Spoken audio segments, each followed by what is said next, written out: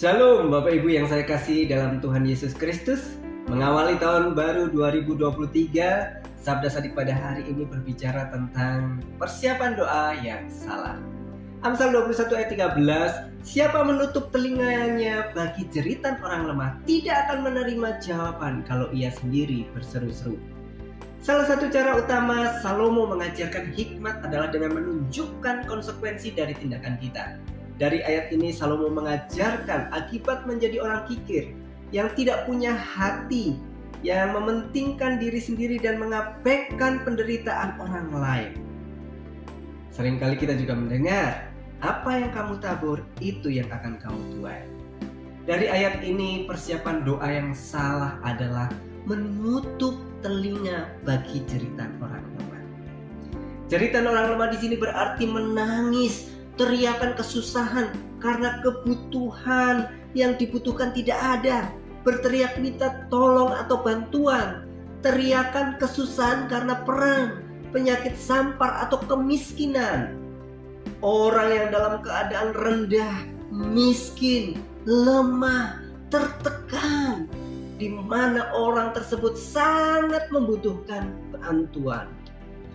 Orang miskin di sini bukan orang yang malas, dan itu bukan karena kesalahannya. Sebagai orang Kristen kita juga harus jeli dalam memberi kepada mereka yang membutuhkan. Tidak semua orang yang menderita kemiskinan harus dibantu. Kita tidak boleh secara otomatis berasumsi bahwa seseorang menjadi miskin karena dosanya. Memang benar dalam kitab Amsal mencantumkan banyak dosa yang mengakibatkan kemiskinan. Kita diperingatkan agar tidak menjadi miskin dengan melakukan dosa-dosa tersebut. Tetapi itu tidak berarti bahwa semua orang miskin terlibat dalam dosa-dosa tersebut. Kita harus berhati-hati dengan sikap seperti itu, karena dalam hal ini siapapun daripada kita bisa jatuh miskin. Amsal 19 ayat 1, lebih baik seorang miskin yang bersih kelakuannya daripada seorang yang serong bibirnya lagi bebal.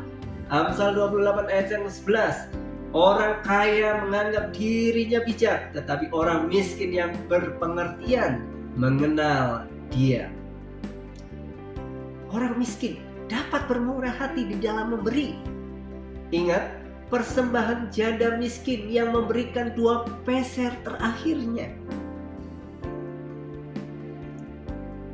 Bapak Ibu, menutup telinga di sini berarti menolak untuk mendengarkan atau mengabaikan. Ingat kisah orang Samaria yang murah hati yang terdapat dalam Lukas 10 ayat 30 dengan 34. Pria tersebut dipukuli dan dirampok. Dia tidak memiliki apa-apa, dia miskin. Seorang imam melihatnya dan menutup matanya. Seorang Lewi melihatnya, mungkin dia juga mendengarnya mengerang dan menutup matanya dari teriakan orang malang ini. Tetapi orang Samaria itu melihat, mendengarkan, dan membantu. Dia melakukan sesuatu untuk pria malang ini. Imam, Lewi, dan juga orang Samaria mendengar tangisan pria malang yang menderita ini.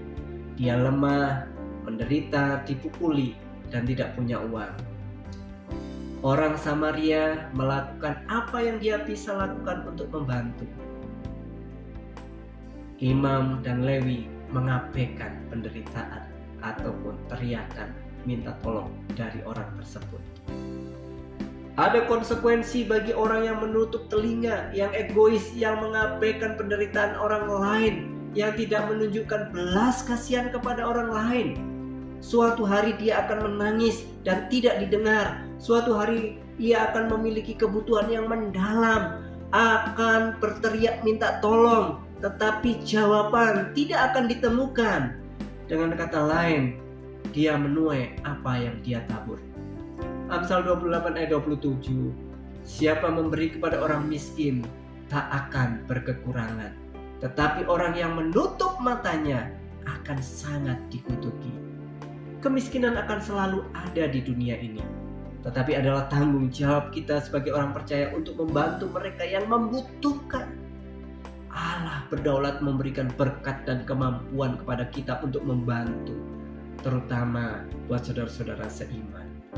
Jadi Bapak Ibu yang saya kasih dalam Tuhan Yesus Kristus, di dalam berdoa kepada Tuhan, persiapkanlah hati yang sungguh-sungguh. Apakah kita masih menutup telinga terhadap jeritan orang lemah? Jika ya, mari kita datang kepada Tuhan, mohon pengampunan, maka Allah akan mendengar seruan doa kita.